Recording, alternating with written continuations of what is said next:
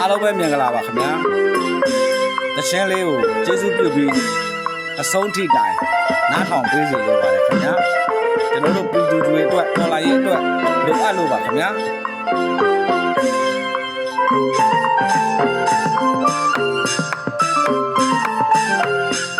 အိုးသတိထားစရာတို့တိုင်းပြည်တို့ရဲ့လူမျိုးငါတို့အပေါ်မှာထားရုပ်မာခြင်းကဆို၍မကုန်ပါရသမျှအချောင်လိုကစစ်အာဏာရှင်အသက်ရှင်ခဲ့တာလို့သလိုအကြံနဲ့သာကြိုးဆွဲခဲ့ဟိုနောက်ွယ်မှသာ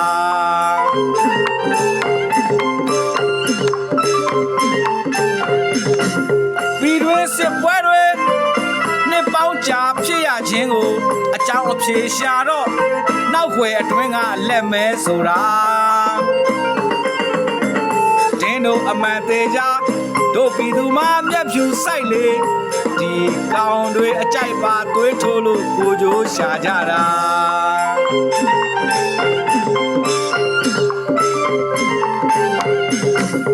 လက်ပတောင်းတောင်ရဲ့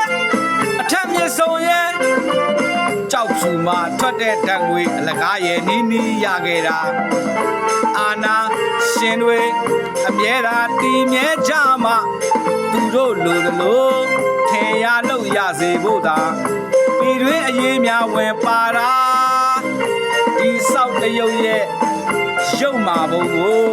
သတိထားပါစို့ခင်ဗျာ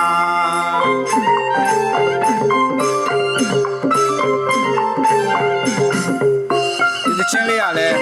တော်လာရဲ့အတွက်လိုအပ်တယ်မလိုအပ်ဘူးဆိုတာပြည်သူများဆုံးဖြတ်ကြပါခင်ဗျာအဖြစ်လို့လဲဆိုတော့ခုရပိုင်းတွင်တရုတ်ရဲ့အားကိုးနဲ့အာဏာရှင်တွေလုပ်မဲ့ရွေးကောက်ပွဲဟာပြုတ်လုံးပေါ်လာတော့မှဖြစ်ပါတယ်ကျွန်တော်တို့ကောက်ွက်ဖို့လိုပါတယ်ခင်ဗျာ